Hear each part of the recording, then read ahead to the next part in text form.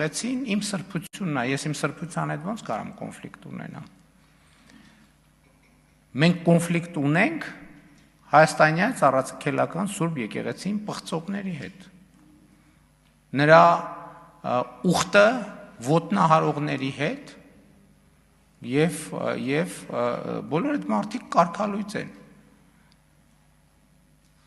Եվ այո, ես կգնամ եւ հաղորդություն կընդունեմ, եթե կարգալույծը է արել,